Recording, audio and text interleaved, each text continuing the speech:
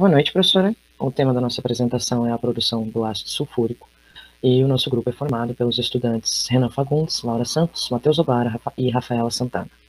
E eu, Tarsis, que vou começar falando um pouco da história do ácido. A descoberta do ácido sulfúrico é acreditada ao alquimista medieval Abu Musa Jabir Hayyan, no século VII, também conhecido como Geber. Geber, no comecinho do século VIII, notou que a calcinação do alúmio fornecia o que ele chamou de um espírito que corroía metais. Ao longo dos séculos, outros estudiosos reportaram descobertas em relação ao ácido sulfúrico, como no século XII, Basílio Valentim obteve H2SO4 pelo aquecimento do sulfato ferroso 2 com areia, e também com enxofre e salitre. No século XVII, Johann Glauber preparou o ácido pela queima de enxofre com salitre na presença de vapor d'água. O que ocorre é a oxidação do enxofre, que combinado com a água forma o ácido sulfúrico. Esse método ficou conhecido como método Ward. Em 1746, o inglês John Hulbach começou a produzir ácido sulfúrico usando o método Ward, mas em câmeras de chumbo, pois elas eram mais robustas, mais baratas e elas aumentavam o volume de produção em relação à vidraria laboratorial anteriormente usada. Posteriormente, Peregrine Phillips desenvolveu o processo de contato, que é a base do processo atual utilizado. Aqui apresentando o fluxograma do método Ward, ou que ficou mais conhecido como método das câmaras de chumbo. Ele se baseia na oxidação catalítica do dióxido de enxofre, na presença de óxido de nitrogênio. Esse método foi substituído por ter vários problemas. O produto obtido continha muitas impurezas, óxidos de arsênio, de nitrogênio, ácido selenioso e também ferro, cobre, zinco, mercúrio e antimônio. Ele caiu em desuso depois da descoberta do método de contato, principalmente pelo seu limite de pureza, que não poderia ser maior do que 78%. Vou falar com vocês agora um pouquinho sobre o processo de contato. Esse processo é o mais utilizado mundialmente por produzir ácido sulfúrico em altas concentrações, aí superior a 98%. O processo inicia, então, com a queima do enxofre para transformá-lo em dióxido de enxofre. É esse enxofre que entra, ele é líquido, né? Ele é fundido e forma essa chama azul que indica a combustão do enxofre. Esse gás aí de combustão, ele não pode ser úmido, senão forma ácido dentro do tanque. Em seguida, a gente tem o objetivo de oxidar esse dióxido de enxofre a trióxido de enxofre. Mas como as ligações de oxigênio elas são muito fortes, é muito difícil que essa oxidação ocorra. Então, a gente adiciona aí um catalisador para enfraquecer as ligações do oxigênio e tornar aí mais fácil a conversão do dióxido de enxofre para trióxido de enxofre. Então, aí nesse tanque tem uma camada aí de recheio de catalisador para passar o dióxido de enxofre e formar o trióxido de enxofre.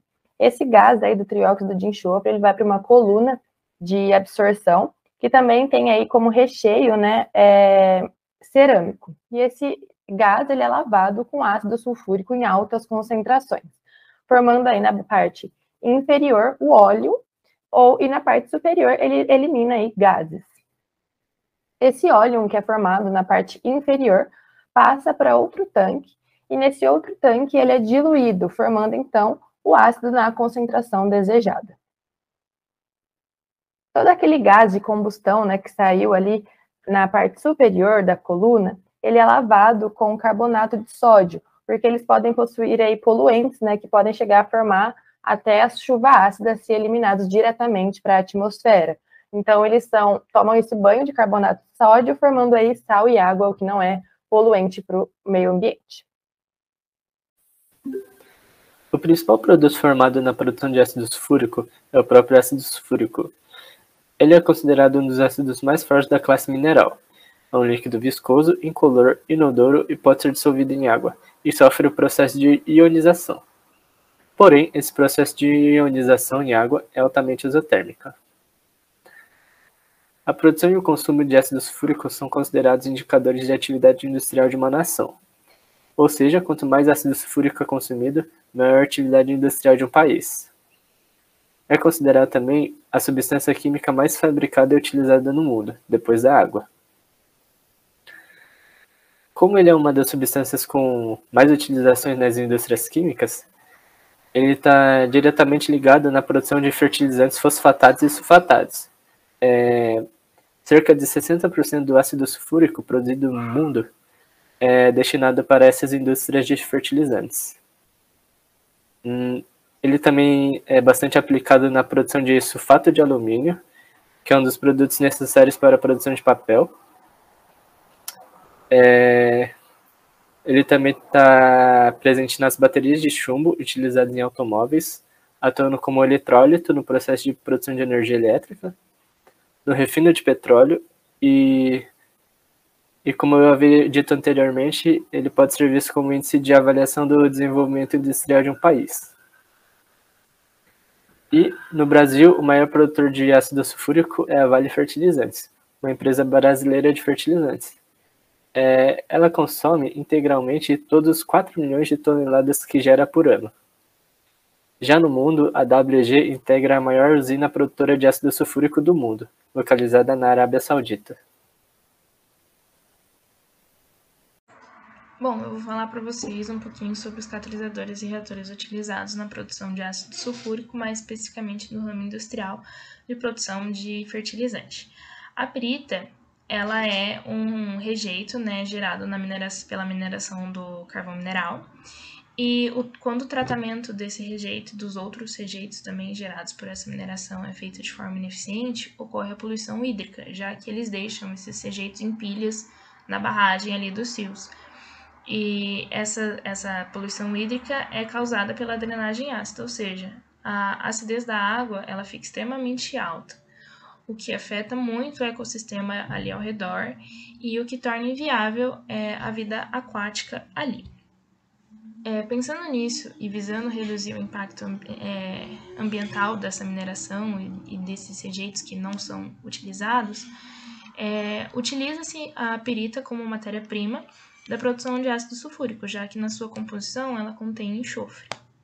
O reator utilizado nesse processo é um reator de leito fixo, que é uma coluna de absorção com recheio de cerâmica, e esse reator é utilizado porque ele possui uma alta eficiência e uma baixa queda de pressão. Entretanto, ele exige um alto tempo de contato ali para manter essa eficiência alta. O catalisador utilizado é um catalisador à base de pentóxido de vanádio, e ele só é ativo entre as temperaturas de 400 e 650 graus Celsius.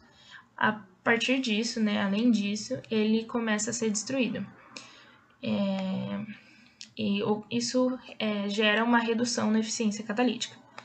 Ele atua como adsorvente das moléculas dos reagentes em sua superfície, além de tornar mais fácil a formação do complexo ativado e aumentar a velocidade de reação. Esse tipo de processo, ele é um processo que fornece um ácido com concentração de 98%, numa eficiência de 99%, além de ter uma menor liberação de gás na atmosfera. Uma das particularidades interessantes de citar no nosso processo está relacionada com a química verde e a possibilidade de aplicação da economia circular. Como vocês viram, a gente precisa de dióxido de enxofre lá no começo do processo de contato, para a gente conseguir obter o dióxido de enxofre. Desde que bem tratado e bem separado, esse dióxido de enxofre ele pode vir de gases residuais de outras indústrias. E dessa forma, a gente teria resíduos gerados por outras empresas, se tornando a matéria-prima da nossa produção de ácido sulfúrico. E agora, falando mais especificamente da nossa produção, há maneiras de se diminuir a emissão de gases de dióxido de enxofre, que é aumentando a conversão de dióxido de enxofre em trióxido de enxofre. Isso pode ser feito trocando com maior frequência as massas catalíticas do reator, retirando parte do trióxido de enxofre formado, e isso vai restabelecer o equilíbrio, fazendo com que mais trióxido de enxofre seja formado. Uma outra alternativa é trocando a planta de catálise simples por uma de catálise dupla, apesar de que alguns estudos mostram que isso não é economicamente viável, já que, proporcionalmente, o aumento de gastos não compensa o aumento de conversão do dióxido de enxofre em trióxido de enxofre. Então, essas foram as nossas referências utilizadas. Em nome de todos do grupo, eu agradeço pela atenção de vocês. E agora, vamos para as dúvidas aí na sala de aula.